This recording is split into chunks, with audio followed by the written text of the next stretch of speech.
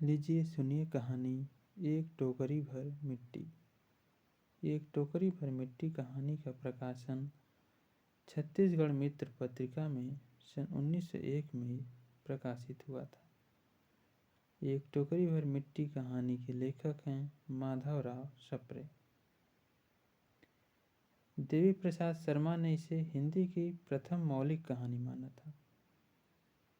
इसमें पात्र एक विधवा औरत है, 5 वर्ष की पोती है और जमींदार है।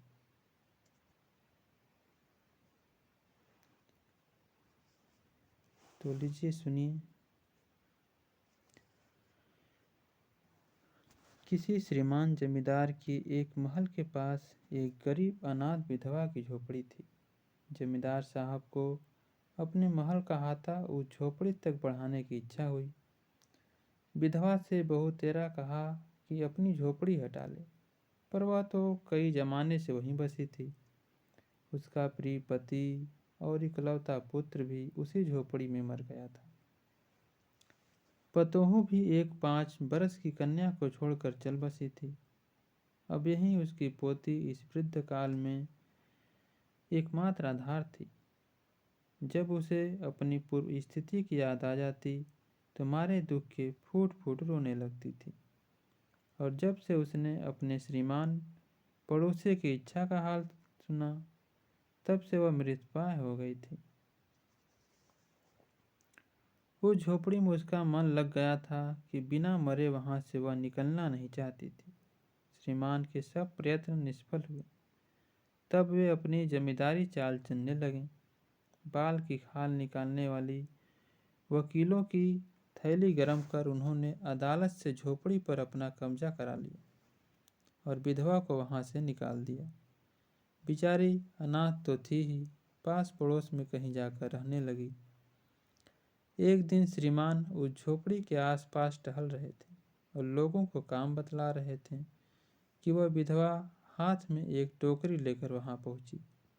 श्रीमान ने उसको देखते ही अपने नौकरों से कहा कि उसे यहाँ से हटा दो, पर वह गिड़गिड़ाकर बोली, महाराज, अब तो यह झोपड़ी तुम्हारी ही हो गई है, मैं उसे लेने नहीं आई हूँ। महाराज क्षमा करें, तो एक विनती है। जमींदार साहब के सिर हिलाने पर उसने कहा, जब से यह झोपड़ी छूटी है तब से मेरी पोती ने खाना पीना छोड़ दिया है। मैंने बहुत कुछ समझाया, पर वह एक नहीं मानती। यही कहा करती है कि अपने घर चल, वहीं रोटी खाऊंगी। अब मैंने यह सोचा कि झोपड़ी में से एक टोकरी भर मिट्टी लेकर उसी का चूल्हा बनाकर रोटी पकाऊंगी। इससे भरोसा है कि वो रोटी खाने लगेगी। महाराज, कृपा करके आज्ञा दीजिए तो इस टोकरी में मिट्टी ले आऊं। श्रीमान ने आज्ञा दे दी। विधवा झोपड़ी के भीतर गई। वहां जाते ही उसे पुरानी बातों का स्मरण हुआ और उसकी आंखों से आंसू की धारा बहने लगी। अपने आंतरिक दुख को किसी तरह संभाल कर उसने अपनी टोकरी मिट्टी से भर ली और हाथों से उठाकर बाहर ले आई।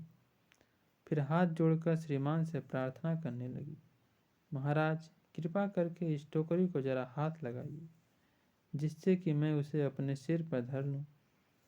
जमींदार साहब पहले तो बहुत नाराज हुए, पर जब वह बार बार हाथ जोड़ने लगी और पैरों पर गिरने लगी तो उनके मन में कुछ दया आ गई। किसी नौकर से न कहकर आप ही स्वयं टोकरी उठाने आगे बढ़े। ज्यों ही टोकरी को हाथ लगाकर ऊपर उठाने लगे, त्यों ही देखा कि यह काम उनकी शक्ति के बाहर है। फिर तो उन्होंने अपनी सब ताकत लगाकर टोकरी को उठाना चाहा, पर जिस स्थान पर टोकरी रखी थी वहां से वह एक हाथ भी ऊंची न हुई। वह लज्जित होकर कहने लगे, नहीं, यह टोकरी हमसे न उठाई जाएगी। यह सुनकर विधवा ने कहा, महाराज, नाराज न हो, आपसे एक टोकरी भर मिट्टी नहीं उठाई जाती, और इस झोपड़ी में तो हजारों टोकरियां मिट्टी पड़ी हैं। उसका भार आप जन्म भर क्यों कर उठा सकेंगे? आप ही इस बात पर विचार कीजिए। जमींदार साहब